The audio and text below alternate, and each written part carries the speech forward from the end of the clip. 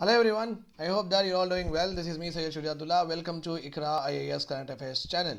Channel को subscribe करिए और hit the bell icon so that जब भी मैं वीडियो अपलोड करूंगा आपको नोटिफिकेशन मिल जाएगा. ठीक है. आज हम पढ़ेंगे साइंस एंड टेक्नोलॉजी के current affairs which was there in yesterday's newspaper.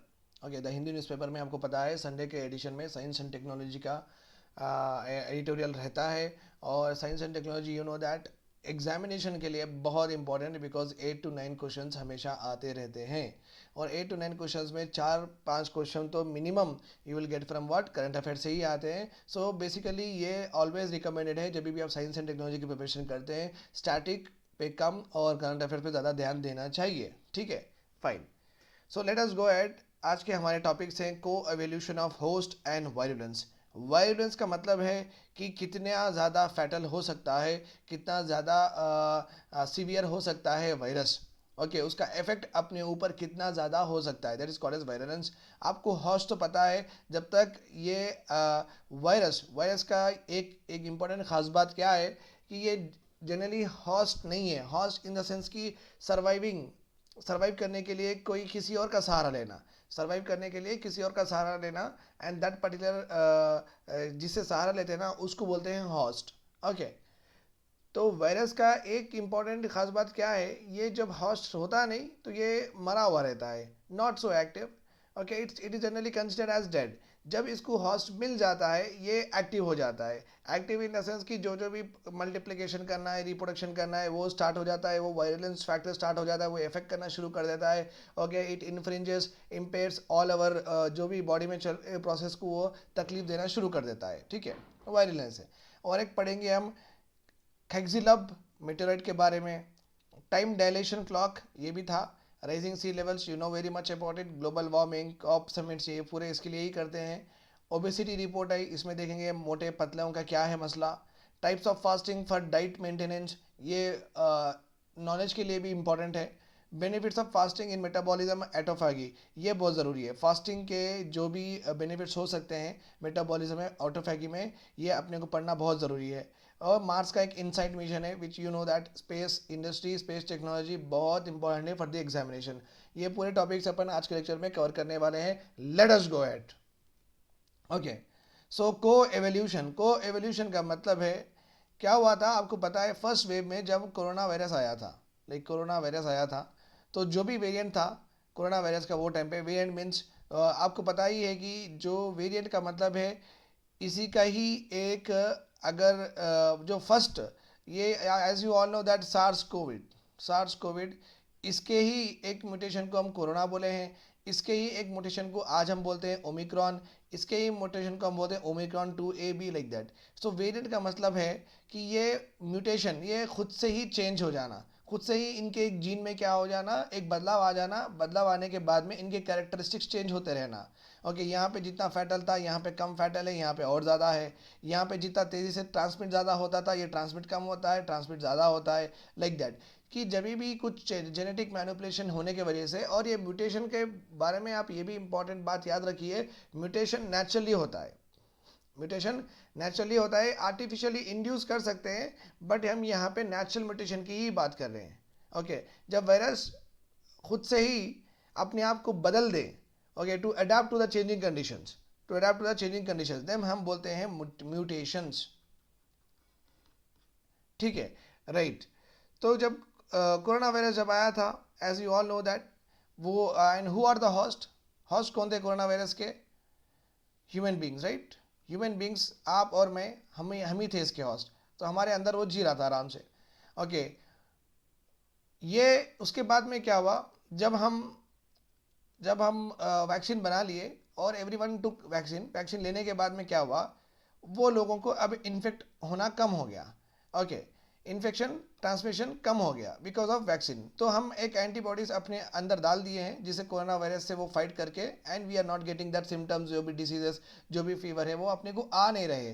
पर उसके बाद में क्या हुआ, ये अगेन गॉट ट्रांसमिटेड. ये कोरोना वायरस खुद से जैसा कि हम एंटीबॉडीज लेके हम एवॉल्व हो गए हैं, ये भी क्या करा, खुद से ही एवॉल्व होके ओमिक्रॉन में बदल गया. Okay, so remember this point.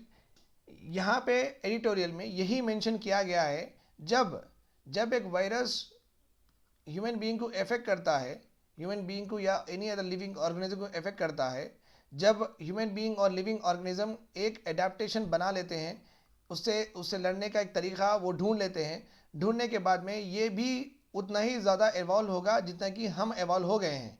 Okay, जो हम नई तरीके से उसको काउंटर करने के लिए जो नए एंटीबॉडीज़ बना लिए हैं, ये और एवॉल्व होके उससे अच्छा बना लेके फिर इफेक्ट करने के लिए रेडी हो जाता है। This is called as coevolution. This is called as coevolution. This is already proved in the laboratory, already proved in the laboratory. इसलिए कोरोना वायरस के जाने के बाद भी सेकेंड वेव में, थर्ड वेव में, ओमिक्रॉन में हम इफेक्ट होते रह रहे हैं। इसका मतलब क्या है? इसका मतलब क्या है? वैक्सीन आने के बाद में अगर समझो जो फर्स्ट टाइम जो कोरोना वायरस का जो स्ट्रेन था, you know the strain is nothing but एक वैरायटी, जो वैरायटी जब थी, जब आए, जब उससे तो हम उससे बचने के लिए तो वैक्सीनेशन ले लिए हैं। फिर क्यों आ रहा है अपने को? फिर क्यों आ रहे हैं? तो question is this, right? Because जैसा कि हम वैक्सीन लेके एवॉल्व हो गए हैं, ये कोरोना वायरस भी उस अपने आप से एवॉल्व हो गया है क्योंकि और इन्फेक्ट करने के लिए। Okay, fine. So this is the study with regard to coevolution. Flip side of antagonism, opposite है, the natural world is rife with pairs of antagonists, but this may only propel the organism forward, only propel the organism forward. Okay, देखो यहाँ पे in host pathogen system, host means हम है, pathogen का मतलब है any organism that causes infection to us, any organism that causes infection to us, such organisms are called as what? Pathogen. तो in host pathogen system में it is interesting to study how the resistant to a pathogen evolves. जैसा कि हम pathogen से resistance evolve कर रहे हैं in the case of horse, and virulence towards horse also evolves in case of pathogen. Pathogen जो था वो भी एवॉल्व हो जाएगा, ओके, हॉर्स जो था वो भी एवॉल्व हो जाएगा। And this experiment was done on what? Fruit fly पे करे हैं। फ्रूट फ्लाई ये जो आप देख रहे हैं, ओके, डायग्राम में, ये फ्रूट फ्लाई को ये इससे इंजेक्ट करे, this is called as injection.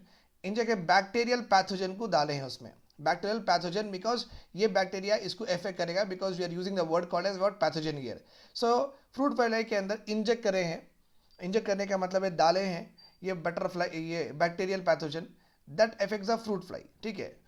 अभी इसमें क्या हुआ? बोथ हॉस्ट जो कि फ्रूट फ्लाई है and pathogen were selected generations after generation for having the higher fitness. तो इसमें क्या हुआ? जब फ्रूट फ्लाइज यहाँ पे 4 फ्रूट फ्लाइज थे, 4 फ्रूट फ्लाइज थे, और बैक्टीरिया, ये जो पैथोजन बैक्टीरिया, इन चारों में ये डाल दिए थे। 2 सर्वाइव हुए थे, दो मर गए थे। 2 सर्वाइव्ड एंड 2 डाइड। ओके, मतलब क्या हुआ? ये दोनों में एवोल्यूशन होके ये दोनों में एंटीबॉडीज आ गए हैं उससे लड़ने के लिए, ये बैक्टीरिया से लड़ने के लिए, तो ये एवोल्यूशन हो गया है। इससे क्या हुआ कि बैक्टीरिया भी खामोश नहीं बैठा, बैक्टीरिया भी क्या करा? ये भी इवॉल्व हो गया है, इसकी भी वैरुलेंस बढ़ गई है। Okay, over a period of time, over a period of time. That is what is all about this particular article. Okay, अभी क्या हो सकता है? 4 types of population were studied. जब ये फ्रूट फ्लाई में बैक्टीरिया का स्ट्रेन हम जब डाल दिए, जब इंजेक्ट कर दिए, करने के बाद में ये पॉपुलेशन में क्या हुआ? 4 टाइप्स ऑफ पॉपुलेशन बनी है। वन विथ हॉस्ट को एवॉल्विंग अगेंस्ट द पैथोजन। जितना पैथोजन एवॉल्व हो रहा है, जितना पैथोजन चेंज होते जा रहा है, वैरायटी में बदलते जा रहा है, उस हिसाब से हॉस्ट भी बदल रहा है। ओके, तो ये अच्छा है। Second, where only host was evolve. दूसरा क्या है? कैसे ओनली हॉस्ट एवॉल्व हो गया, हम एवॉल्व हो गए, कोरोना वायरस एवॉल्व नहीं हुआ, वो वहीं पे है, ठीक है। Only host and the pathogen was static, and 2 control groups. इसका मतलब ये है, एक में कंट्रोल हो रहा है, दोनों के बीच में 2 कंट्रोल ग्रुप्स, तो कंट्रोल कर सक रहे हैं, नथिंग बट हॉस्पिटलाइजेशन जा रहे हैं हम, ओके, टैबलेट गोली वोली लेके जी रहे हैं, तो कंट्रोल कर सक रहे हैं अपन बिकॉज ऑफ एक्सटर्नल सप्लीमेंट। तो कौन से भी हॉस्ट में अगर कोई नया या कोई भी पैथोजन इंटर होता है, तो ये पॉपुलेशन में थोड़े मरते हैं ऑब्वियसली, जो हम देखें कोरोना वायरस के पीरियड में, थोड़े जीते हैं। वो जो जीते हैं उनका जो सीरम लेके उसे वैक्सीन एक्सेट्रा बना रहे हैं अपन, यू नो दैट, वो कॉम्बिनेशन देके। सो बिकॉज अगर कोई जी रहे हैं, इसका मतलब उनकी बॉडी फाइट कर रही है वो पैथोजन से, तो ऑब्वियसली उनके अंदर वो जो फाइट करने के जो मॉलिक्यूल्स हैं वो डेवलप हुए हैं, राइट। और दूसरे क्या है? ना उनके पास वायरुलेंस, उनके पास ये ताकत नहीं है एंटीबॉडीज रिलीज करने की, बट हम उनको ऊपर से दे रहे हैं. So two control groups. So this is a study done by the what one of the research institute. ठीक है, this is all about it.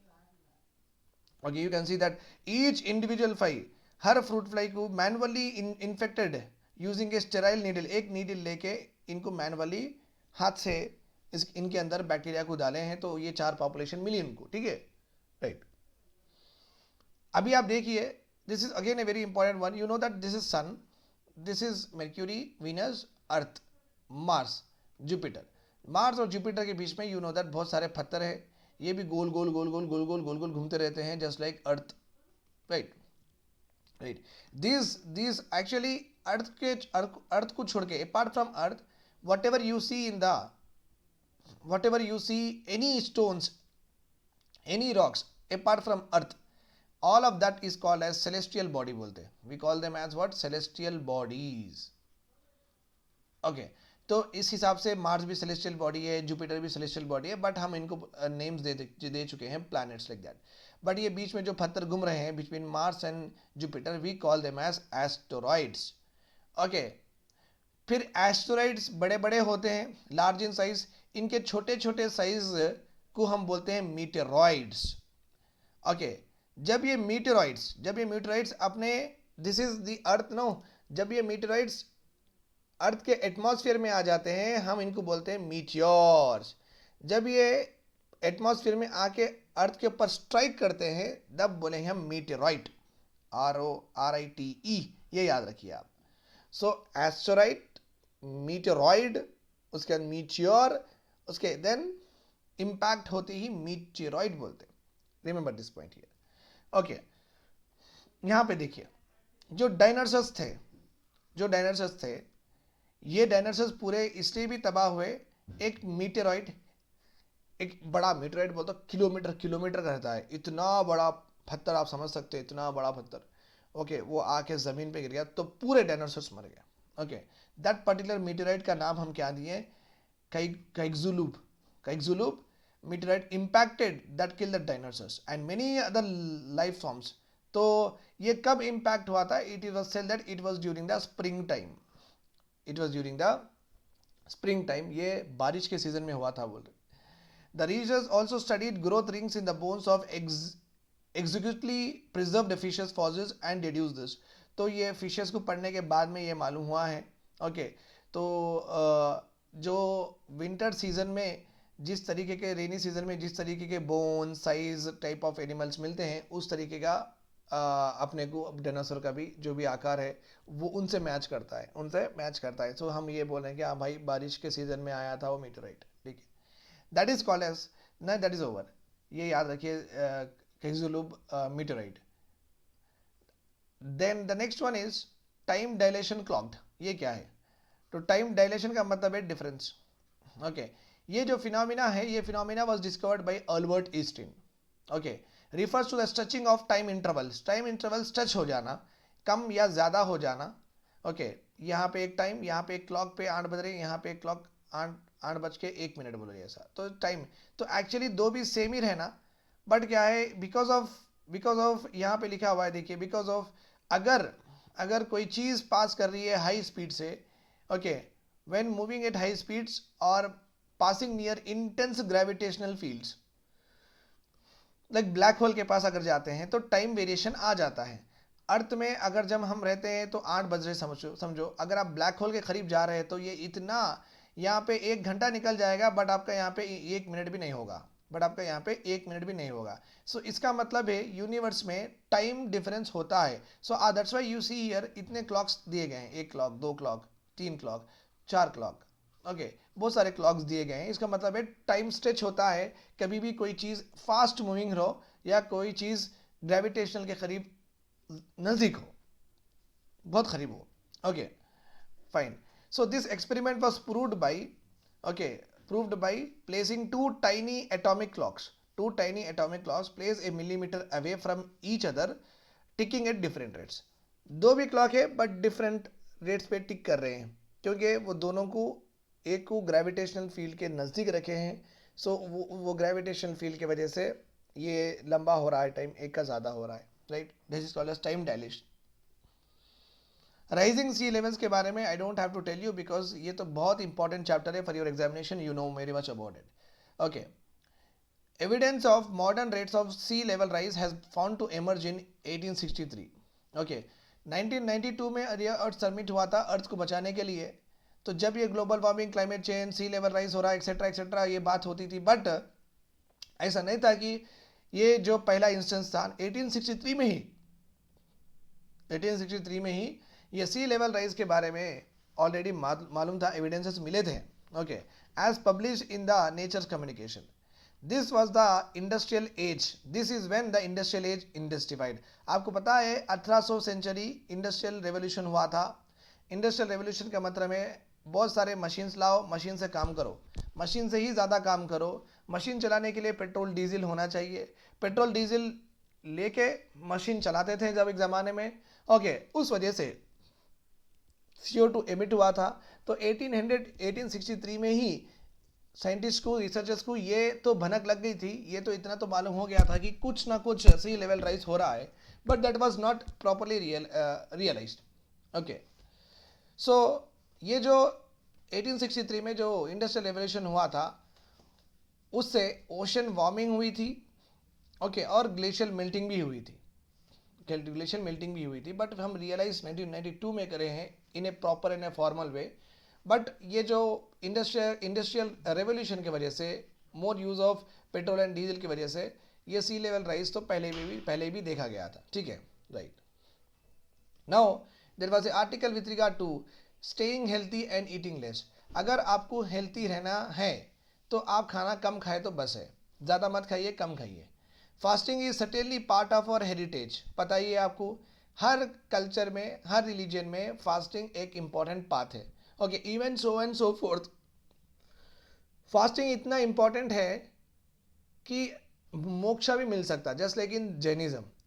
Jainism में एक उनकी रिचुअल एक इंपॉर्टेंट टेनेंट है, that is called as what, santhara. Santhara is nothing but fast unto death, fast unto death. तो आप समझ सकते हैं कि फास्टिंग का नॉट ओनली कल्चरल सिग्निफिकेंस है, इसका तो सैल्वेशन भी सिग्निफिकेंस है थोड़े रिलीजन में. Okay, such like you can see that Ekadashi to Karwa Chauth among Hindus, Yom Kippur for Jews, Paryushana among Jains, Ramzan among Muslims, the Christian period of Lent.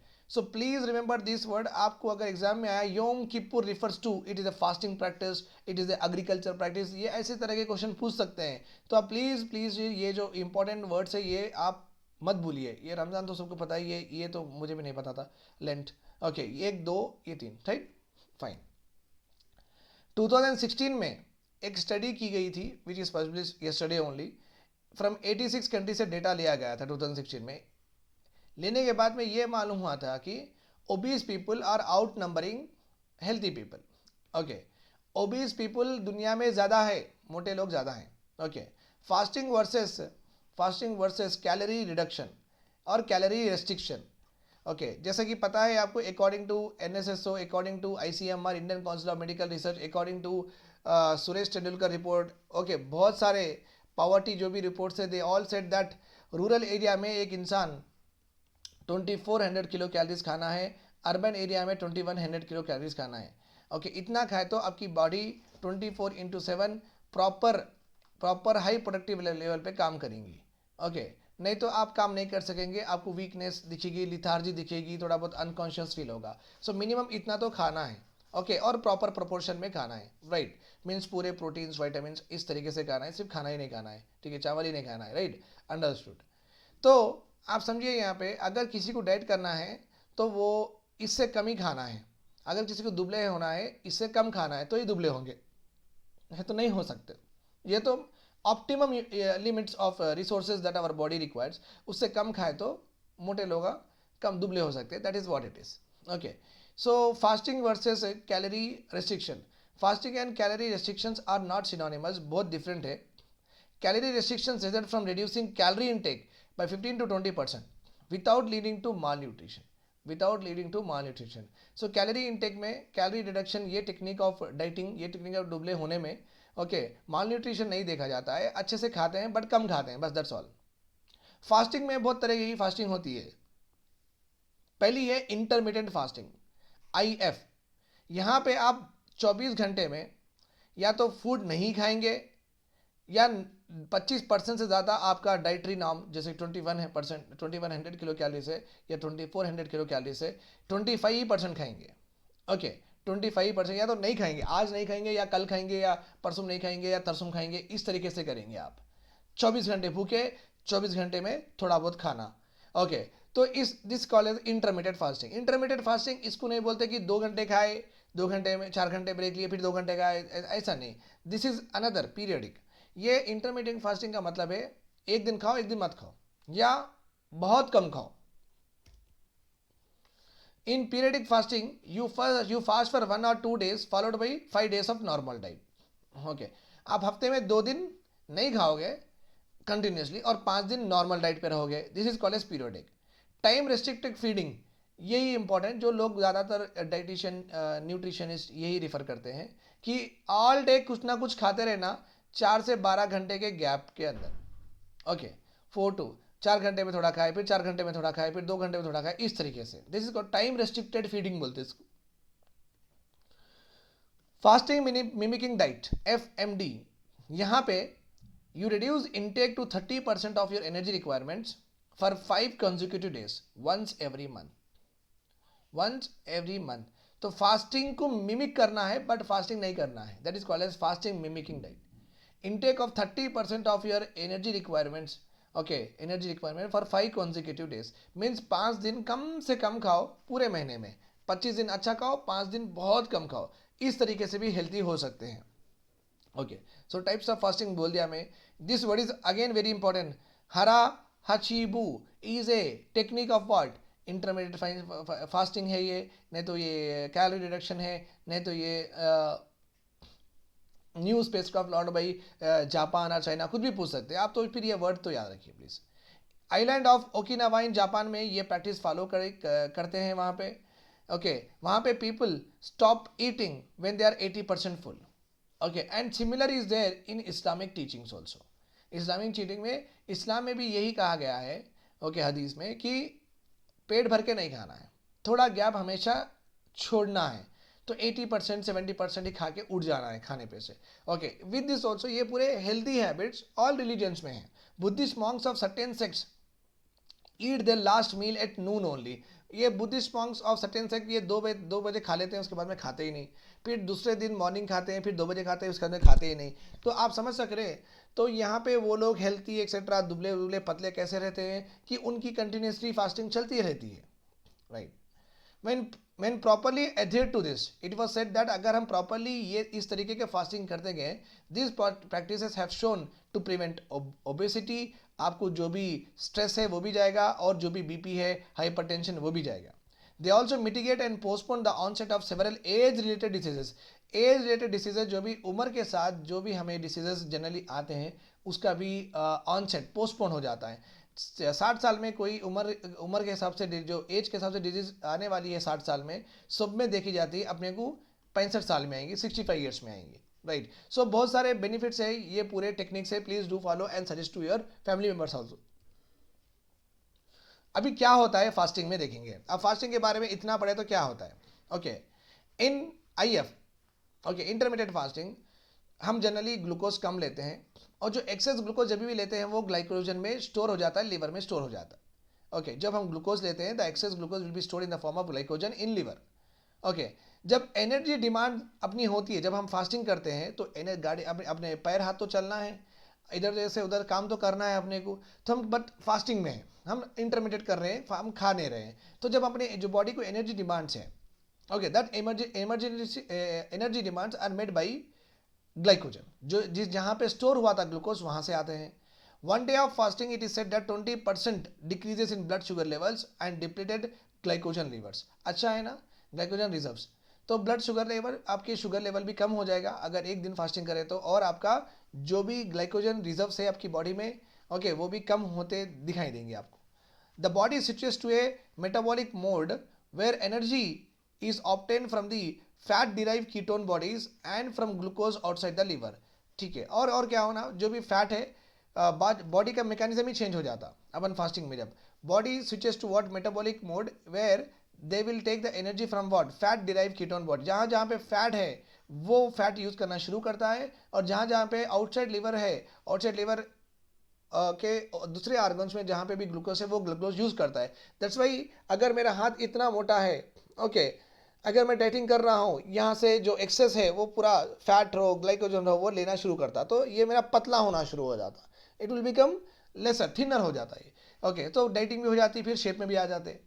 Insulin levels are lowered, insulin levels are lowered, okay, and lipolysis means lysis of fats burns away lipid triglycerides in adipocytes are nothing but the cells that store fats, the cell that store fat। Adipose tissues में जो sales रहते हैं adipocytes बोलते हैं, ये वहाँ पे रहते हैं और ये पूरे बर्न कर देते हैं अपने जो भी है फैट है, जो भी है तेल वेल, ये सब बर्न कर देते हैं। सो बेसिकली हम अच्छे से दुबले हो जाएंगे। This is the mechanism behind what fasting में ये सब होना शुरू होता है, right. The metabolic syndrome is a group of risk factors that are predictors of what heart disease and diabetes. Metabolism के वजह से ही हार्ट डिसीजेज और डायबिटीज आने के चांसेस होते हैं। The work of Sachidananda Panda at the Salk Institute has highlighted the benefits of 10 hours of TRF already हम पढ़ चुके हैं। Okay, you can see time restricted feeding। TRF means what? Time restricted feeding। तो इनका एक वर्ड था सचिदानंद पंडा का, 10 hours of TRF on sufferers and noted improvements। सो 10 घंटे लोगों को सफ़र कराए हैं, फास्टिंग करने दिए हैं, खाना खाने नहीं दिए हैं इन्हों, और ये मालूम हुआ है इनको कि ब्लड प्रेशर कंट्रोल में आया, इनके हार्ट रेट की वेरिएबिलिटी भी अच्छी देखी गई, प्रॉपरली बीट किया है, और फिजिकल इंड्योरेंस, ये लोग काम भी बहुत अच्छे से उठना बैठना चलना मूव करना, ये उठाना कुछ रखना, ओके, ये सब भी इनके फिजिकल एंड्योरेंस भी बढ़ा है। सो बेसिकली फास्टिंग से बहुत सारे चीज़ें आपको अच्छी बॉडी में इंप्रूवमेंट्स मिलते हैं, ओके। और एक भी इंपॉर्टेंट है, फास्टिंग से गट माइक्रोबायोम में भी एक बदलाव आएगा, ओके। जो गट में जो माइक्रोब्स है यहाँ पे, ये जो माइक्रोब्स हैं यहाँ पे, वो रीमॉडल हो जाएंगे फास्टिंग की वजह से। रीमॉडल बोलते तो चेंज हो जाएंगे। Bacterial diversity goes up and there is a rise in bacterial species that produces short chain fatty acid which are known to thought inflammation mediated conditions such as ulcerative colitis। ये एक body का organ है, ulcer है, okay. कोलिटिस में आपको ulcers होंगे, जब ये कोलिटिस में आपको अल्सर्स होंगे, ओके, वहाँ पे क्या होगा, यू नो दैट अल्सर्स, अगर अपने को जबान के अंदर अल्सर्स होते हैं, अल्सर्स का मतलब है थोड़ा सा हिस्सा ऊपर के उठ के आ जाना, राइट और रॉन्ग, थोड़ा सा हिस्सा ऊपर के उठ के आ जाना, और वो पेनफुल रहता है। Ulcers are very very painful.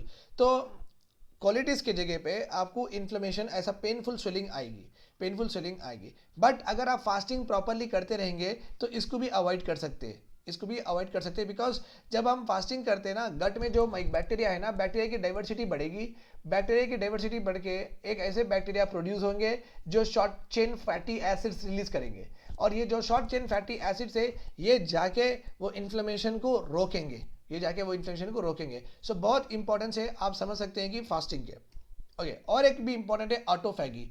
हम IF fruit fly, intermediate fasting in fruit fly, ये भी देखा गया है।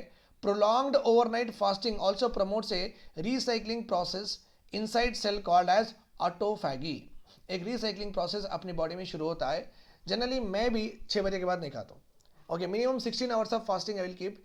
6 से लेके 10 बजे तक, रात के शाम के 6 बजे से लेके सुबह के 10 बजे तक मैं नहीं खाता हूँ, क्योंकि 16 घंटे की फास्टिंग करना ज़रूरी है। That's what I generally follow, that keeps me fit, okay. मैं रात में पहली बार खाना ही नहीं खाता हूँ, that is also a very important point, okay. 6 बजे वो जो भी खाता हूँ बहुत लिटिल लेस। हाँ, दैट इज़ अनदर मैटर कि कभी बूफे जा रहे हैं, ओके, तो वो चीट मील तो होता ही रहता है, बट बेसिकली रेगुलर लाइफ में तो यही होता है, तो that is what it is here. So मेरी autophagy, this result in 15 to 25% extension in life span में। फ्रूट फ्लाई के लाइफ स्पैन में क्या हो गया, एक्सटेंशन हो गया। एक दिन जीने का बेचारा 1.5 दिन जी लिया, ओके। फ्रूट फ्लाई क्यों, फ्रूट फ्लाई को फास्टिंग कराए ओवरनाइट, पूरी रात उसको नहीं दिए कुछ भी खाने के लिए फ्रूट फ्लाई को, ओके। सो उसके अंदर एक रीप्रोसेस शुरू हो गया which is called as autophagy mostly occurs at night and is modulated by body circadian clock।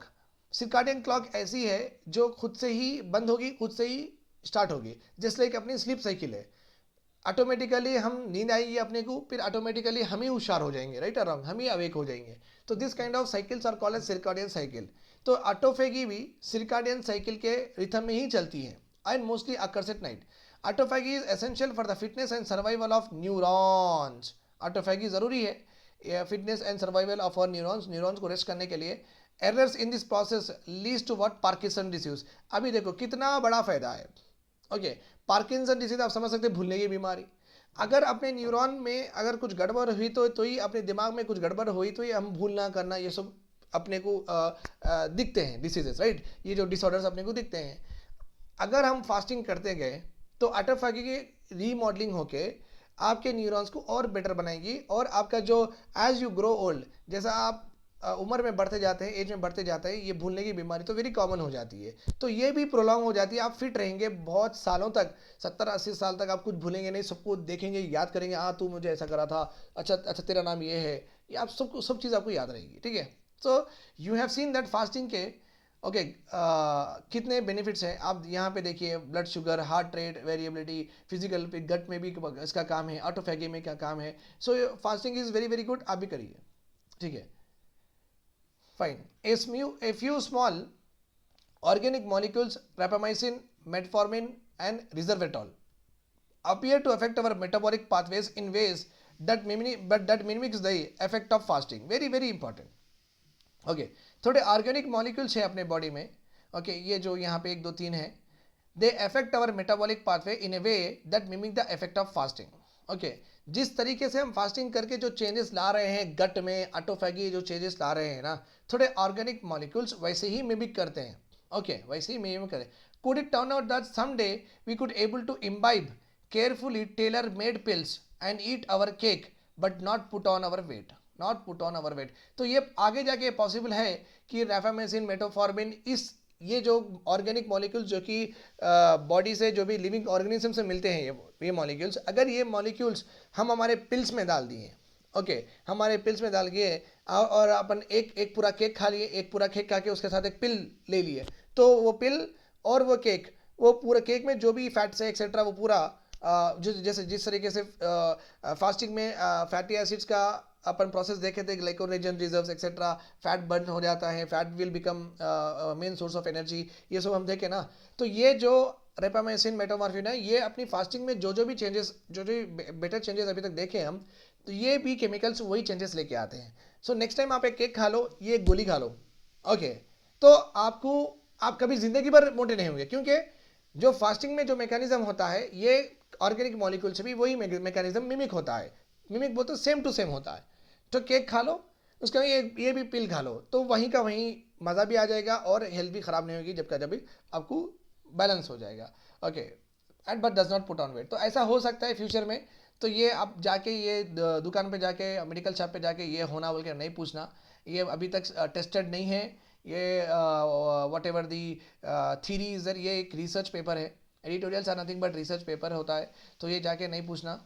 Okay, ये मिलेंगे भी नहीं, अगर मिले तो भी खाना नहीं, because it has what kind of effects, ये सब अभी मालूम नहीं हुआ, ठीक है, राइट। अब एक मिशन है नासा का मार्स में जाने का, और एक मिशन था, एक तो इनका मेवन था, ये भी एक मार्स मिशन था, और एक मिशन है इनसाइट मिशन। ओके, एक रोबोटिक स्टेशनरी लैंडर, देखो this is what is lander, Mars में ये अपने कदम रख चुका है। That marks the first spacecraft design to study the deep interior of red planet, deep interior of red planet. इतना ही इसका इन्फॉर्मेशन है, so we are not going to the detail of it. तो आप याद रखिए कि इनसाइट मिशन, ओके, एक लैंडर है ये, it's a lander which was sent by NASA in Mars to study deep interior of red planet, deep interior of red planet. This is all about today's lecture. Have a nice day and keep watching and be focused on your examination which is going to come in 3 months and all the very best. Okay, 12 से 10 घंटे पढ़िए और उससे ज़्यादा time waste मत करिए। 10 से 12 घंटे पढ़ना ही है, बाकी का पूरा काम आप थोड़ा बहुत एक्सरसाइज कर ले सकते हैं and you can relax your self, but 10 से 12 घंटे बहुत फोकस से, बहुत कॉन्सेंट्रेशन से पढ़िए। That's all about it. Thanks a lot.